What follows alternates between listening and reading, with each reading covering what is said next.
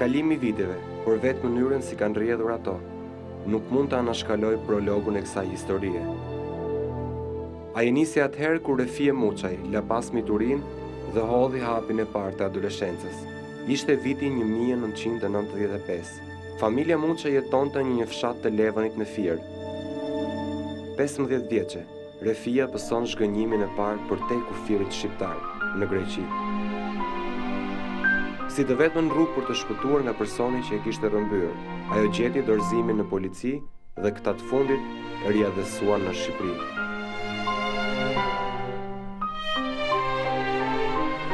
Për t'u shmangur problemeve, familja Muçaj u zhvendos në Fier. Jeta në qytet, edhe pse dukej si një hapësirë e madhe që do të sillte ndryshimin, i ngjanti një shkëlqimi të rrem shpirtëror.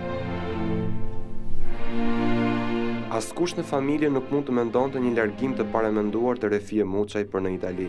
27 dhjetori i vitit 1997 nisi si një ikje zakonshme në punën e saj, por të kthyer në një mbasdite kërkimesh dhe lopësh. Me këto shoqe këtu, jo tek ndihmat, jo në filavent për të kisha katolike. Jo si ku krijes një shkollë, besh një shkollë atje dhe i pagonin 5.000 lekë muaj. Edhe vajti kjo si për të mësuar kursin për rroba qepse. Atje me ato shoqet. Eri një shoqe tha rreth në orën 3 të mëngjesit, se filloni punën shpejt. Ikën kjo.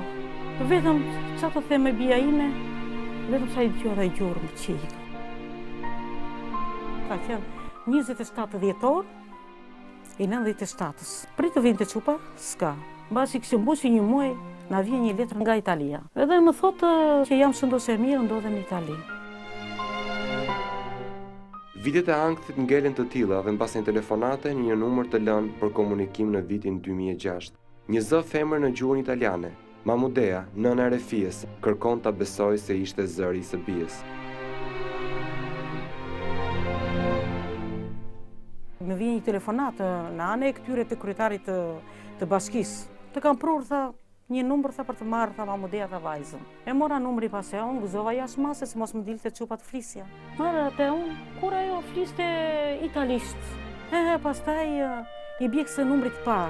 Më del kjo vajza, më del shqip kjo aty. Më thot kjo mama e Refies, thot. Unë nuk e di, thot, Refies nuk se mirë, thot. Është këtu, thot.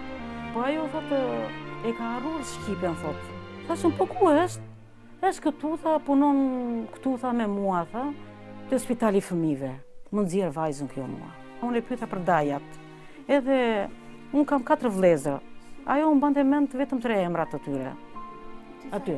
Mi tha emrat e vëllezërve. Pas e pyeta për çunat, për vëllezërit e saj.